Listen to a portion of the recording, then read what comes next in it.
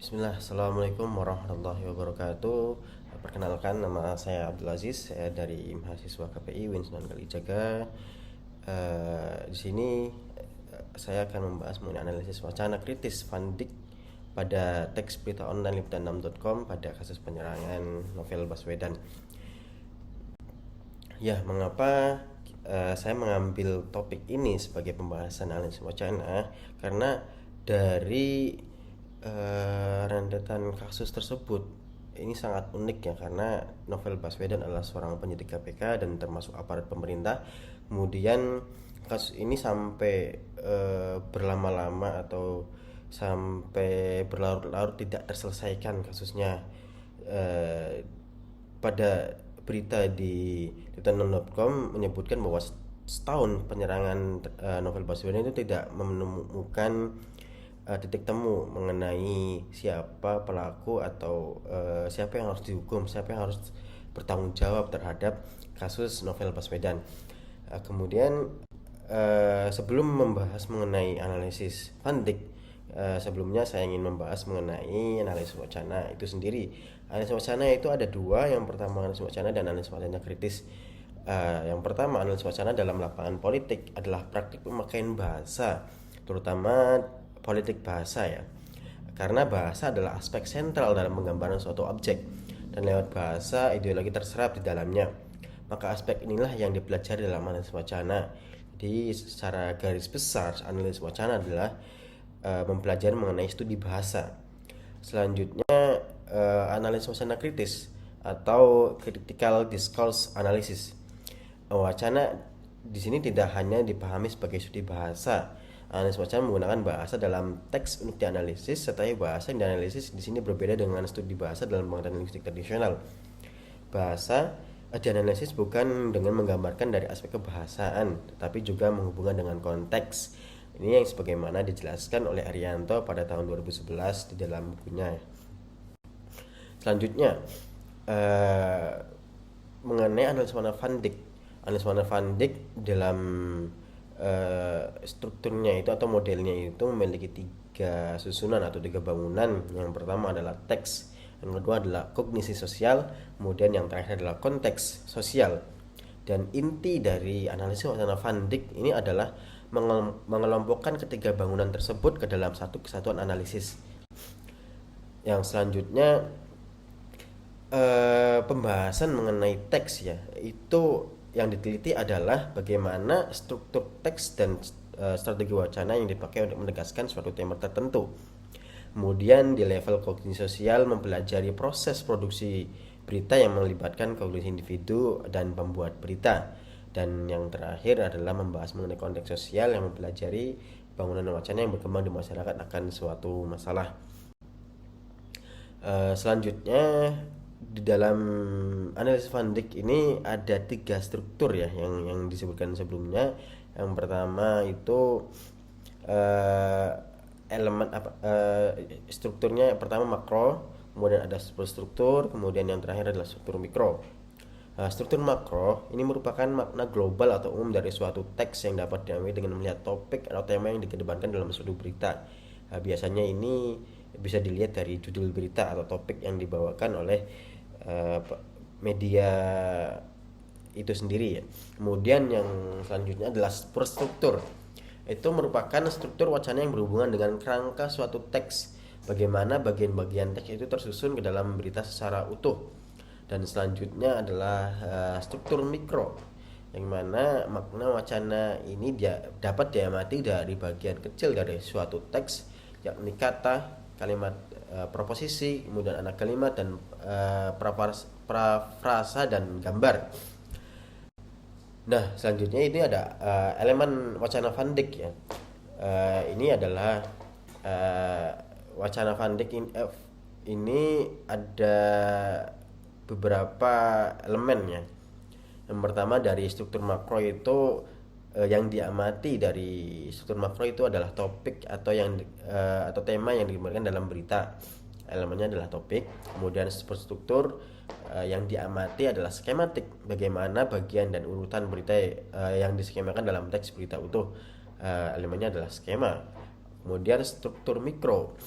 struktur mikro yang diamati adalah semantik, makna yang ingin ditekankan dalam teks berita. Misal dengan memberi detail pada satu sisi atau membuat ekspresi satu sisi yang lain dan mengurangi detail sisi lainnya. Elemennya adalah latar, detail, maksud, peranggapan, dan nominalisasi. Ya, selanjutnya struktur makro yang kedua ini membahas mengenai sintaksis, bagaimana kalimat atau bentuk susunan yang dipilih. Nah, elemennya adalah bentuk kalimat, koherensi, dan kata ganti. Kemudian yang ketiga, struktur makro yang ketiga ini statistik, bagaimana pilihan kata yang dipakai dalam teks berita atau leksikon. Selanjutnya yang terakhir adalah struktur mikro yang keempat, yaitu yang diamati adalah retoris, bagaimana cara penekanan dilakukan. Ya, elemennya adalah grafis, metafora, dan ekspresi. Kemudian selanjutnya memasukkan kasus ya novel Baswedan ke dalam elemen wacana Van Dyck ya. Struktur makro hal yang diamati ada tematik, kemudian tema atau topik yang dikemukakan dalam suatu berita pada media www.liputan6.com tentang penyiraman air keras pada novel Baswedan. Kemudian elemennya adalah topik. Yang kedua, superstruktur. Hal yang diamati itu skematik, bagaimana bagian dan urutan berita diskemakan dalam teks berita utuh pada media www.liputan6.com tentang penyiraman air keras pada novel Baswedan. Elemennya adalah skema. Kemudian struktur mikro yang pertama itu yang diamati adalah semantik, yakni makna yang ingin ditekankan dalam teks berita pada media www.liputan6.com tentang penyiraman air keras pada novel Baswedan. Elemennya yang pertama adalah latar, kemudian yang kedua detail, yang ketiga adalah maksud. Struktur mikro yang kedua itu membahas mengenai atau yang diamati adalah sintaksis, bagaimana kalimat yang dipilih pada media www.liputan6.com tentang penyiraman air keras pada novel Baswedan. Elemennya adalah yang pertama bentuk kalimat, kemudian yang kedua adalah koherensi, yang ketiga adalah kata ganti. Dan struktur mikro yang ketiga itu yang diamati adalah stilistik, bagaimana pilihan kata yang dipakai dalam teks berita pada media www.liputan6.com tentang penyiraman air keras novel Baswedan. Elemennya yang pertama ya ada satu, yaitu leksikon. Kemudian yang terakhir, struktur mikro 4, hal yang diamati adalah retoris, bagaimana dan dengan cara apa penekanan dilakukan pada media www.liputan6.com pada kasus novel Baswedan. Elemennya ada 3, yang pertama grafis, kemudian 2 metafora, dan yang ketiga adalah ekspresi. Nah, ini adalah inti dari pembahasan kasus penyiraman air keras novel Baswedan menggunakan analisis wacana kritis dari Van Dyck. Nah, di struktur makro ini terdiri dari tematik dengan elemen topik, kemudian yang menggambarkan bahwa dari bulan pertama hingga bulan ketiga, topik pemberitaan mengarah kepada upaya Polri dalam menangani kasus novel dengan minimnya bukti dan saksi yang ada. Hingga bulan keempat dan seterusnya, topik yang dibahas menggambarkan keadaan novel dengan ketidaksabaran dan ketidakpuasan dari KPK dan novel terkait upaya Polri dalam menangani kasus novel yang tak kunjung usai serta belum ditemukannya pelaku. Selain itu, topik dari berita tersebut menggambarkan keterlibatan KPK dan kesungguhan KPK dalam membantu menangani kasus novel Baswedan dengan merujuk pada ketidakmampuan Polri dalam menyelesaikan dan mengembangkan pelaku penyiraman air keras terhadap novel.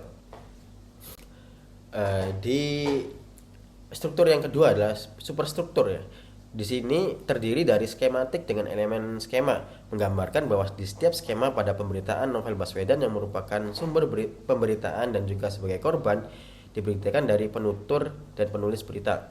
Hal tersebut terlihat dari pemberitaan setahun setelah pemberitaan tersebut, redaksi liputan6.com menggunakan wacana eksklusif, yaitu pengeluaran aktor atau korban dalam pemberitaan, yaitu pemberitaan bukan dari pernyataan langsung novel Baswedan melainkan dari berbagai pihak dikarenakan keadaan dan tempat korban berada pada kondisi yang tidak memungkinkan untuk korban dimintai keterangan atau informasi. Kemudian meskipun begitu, keadaan novel dan perasaan novel sebagai korban diberitakan dengan kalimat-kalimat nominasi yang menggambarkan keadaan korban dengan sebenarnya dan tidak memarjinalkan korban atau novel Baswedan.